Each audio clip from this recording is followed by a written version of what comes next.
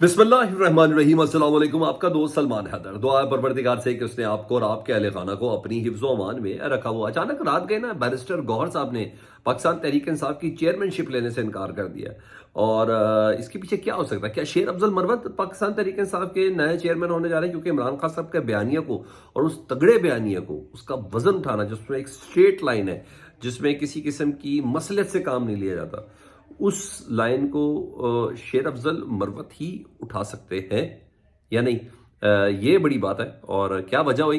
कल तक जो दादे रिसीव कर रहे थे और मुबारकबादें रिसीव कर रहे थे बैरिस्टर अली जफर साहब, वो अचानक क्यों इस दौर से हटे और क्यों उन्होंने दस्तबरदारी का फैसला किया, उसकी कुछ तफसील मेरे पास आई हैं। दो डार्क हाउसेस, पता नहीं ट्रोजन हाउसेस कहते हैं, मेरा दो अदद घोड़े हैं जनाब, जो इस्टेब्लिशमेंट को भी नहायत काबिल कबूल है, नहायत काबिल कबूल है। और और वो एकदम मैदान में आए जी। जनाब नकवी साहब, मोहसिन नकवी साहब और अनवारुल हक काकड़ साहब, एक वज़ीर आला दूसरा वज़ीर आज़म, वो क्या करने जा रहे हैं जी? और इस सारी सिचुएशन में जब पंजाब की हुकूमत रिसीव कर रहे हैं, मरकज़ की हुकूमत की बाकायदा हुकूमत साजी हो रही है, नवाज शरीफ के साथ धोखा हो रहा है, धोखा हो रहा है, धोखा हो रहा है, ये आवाज़ जावेद लतीफ़ साहब ने बुलंद की है। उसकी भी चीज़ें हैं। एमक्यूएम की पावर शेयरिंग की रात गई, एक और मीटिंग हुई, आज भी एक मीटिंग है। चीज़ें बड़ी इंटरेस्टिंग है, एक के बाद एक आपके सामने रखता हूँ। इसमें आपने सिर्फ पाकिस्तान का दर्द ढूंढना है, बस आपसे सिर्फ ये गुजारिश होगी। और चैनल देखना तो चैनल सब्सक्राइब कर दें। कमेंट सेक्शन में मुझे आपने ज़रूर बात करनी है। इस वक्त पीटीआई के कुछ मामला थे, सबसे पहले उनको डिस्कस करता हूँ। चेयरमैनशिप का मामला जी, पाकिस्तान तहरीक इंसाफ का, और आईएमएफ का खत, ये दोनों चीज़ें इस वक्त बड़े ज़ोर शोर के साथ ना मीडिया, सोशल मीडिया दोनों पे चल रही है।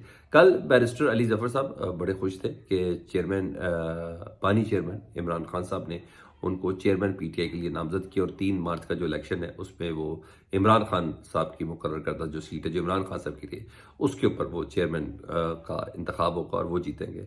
तो काफ़ी उन्होंने रिसीविंग ली, मुबारकबादें भी ली और बहुत चीज़ें चल भी रही थी।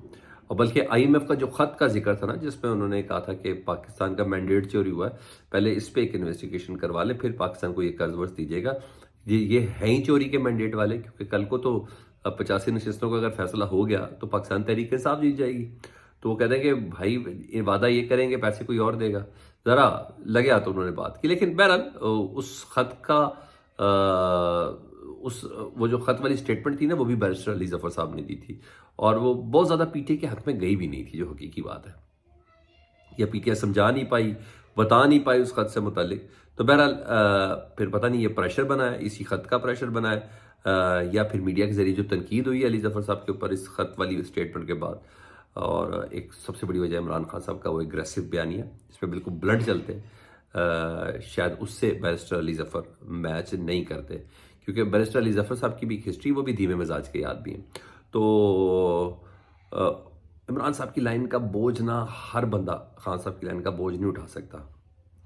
ये मैं आपको भी पता और ये मुझे भी बड़े अच्छे से पता है। वो शेर अफजल मरवत साहब जैसे बंदे हैं, जो कहते हैं ना कूद गया आतिश नमरूद में, लाइक वो वाली पोजीशन हो जाती है। बैरिस्टर बैरर अली जफर ने रात को ना शहजाद इकबाल साहब के प्रोग्राम में कहा कि बैरिस्टर गौर अच्छा काम कर रहे थे, उन्हें ही चेयरमैन पीटीआई होना चाहिए था। मेरे पास बहुत से केसेस हैं और इमरान खान साहब के सारे वो केसेस हैं, और मेरी बहुत ज़्यादा मसरूफियत है, तो मैं वो नहीं लेना चाहता।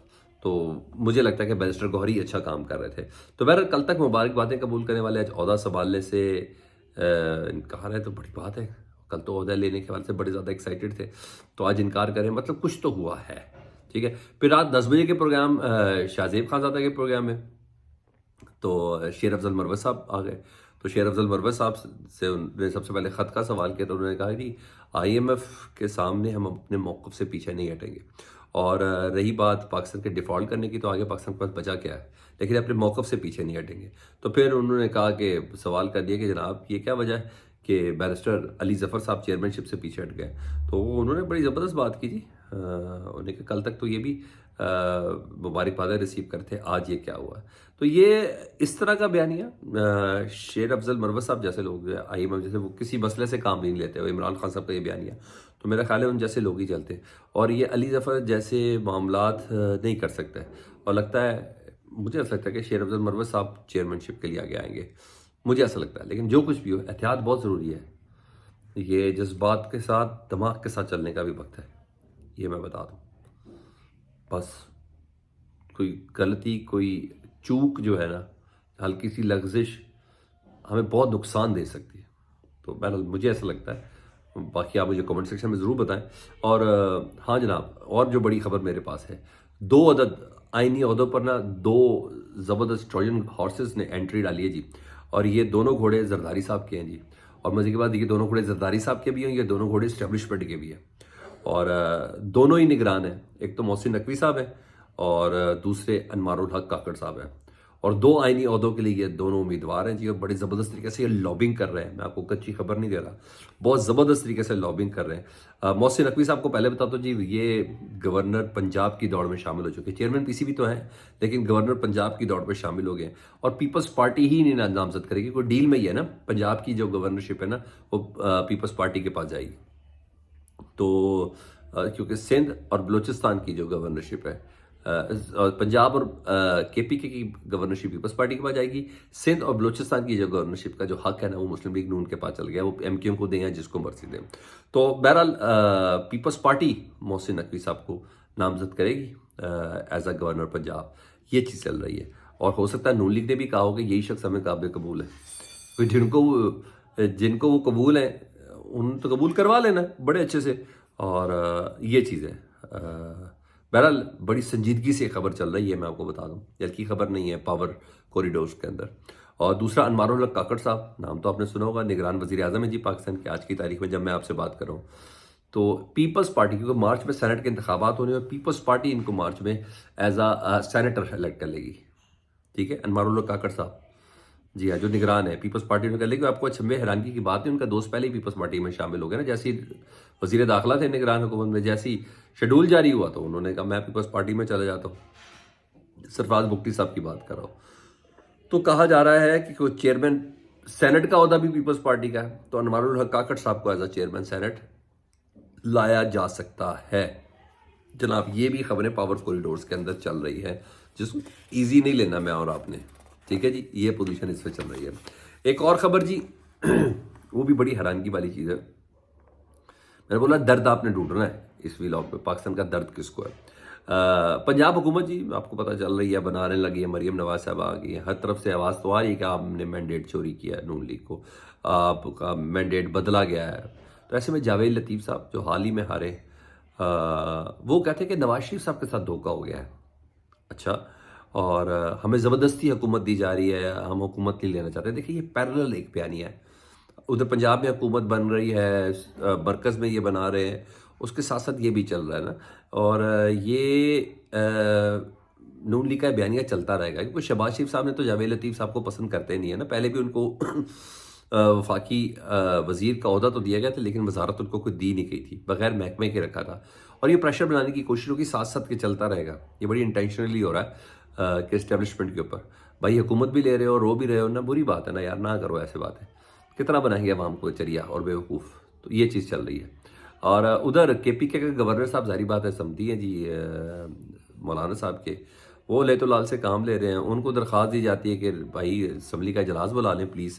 वो कह रहे हैं मैं 5-6 दिन के लिए बड़ा बिजी हूँ, छुट्टी पर हूँ, जब मैं आऊँगा तो तब बात की जाएगी। फाइल पे फाइल भिजवाई जाती है। गवर्नर मुसलसल आगे दौड़ रहे हैं कि मैं इस्लामाबाद में हूँ। तो कुछ ना कुछ पीछे पक रहा है सर केपीके के हवाले से, तभी ये लेतो लाल से काम हो रहा है, क्योंकि ये ऐसे नहीं होता। कुछ है जिसका ही मामला ये चल रहा है। उधर एमक्यूएम के हवाले से जी, लाहौर में शहबाज शरीफ से उनकी रात को मुलाकात हुई है। और कहते हैं एमक्यूएम वाले कि जिस तरह से पाकिस्तान पीपल्स पार्टी के साथ आपने पावर शेयरिंग की है, फार्मूला तय किया, हमारे साथ भी वही फार्मूला तय कर ले। हम लोग भी कोई आम आदमी नहीं है, कुछ ओहदे मांगे, पावर शेयरिंग का नया फार्मूला दिया गया है। और इसमें मुस्तफ़ा कमाल, फारूक सत्तार और कामरान टेसोरी ये मुलाकात में थे। वो कहते हैं हमारे पास 17 MNA हैं, तो छोटी ताकत तो हम है नहीं। और रात गए एक और दौर हुआ था, और कहा जाता है कि आज भी एक दौर होगा। फिर जब यहाँ सेटलमेंट होगी तो तब कौमी असम्बली का इजलास तलब किया जाएगा। तो दर्द आपने ढूंढना है और लेकिन हाँ, यहाँ ये सब अपने अपने कामों पे लगे हुए। पाकिस्तान कहाँ है, आपको नज़र आ रहा है? तो मुझे कमेंट सेक्शन में आपने ज़रूर बताना। अपना बहुत ख्याल रखें। अल्लाहुम्मा सल्ली अला मुहम्मद व आले मुहम्मद।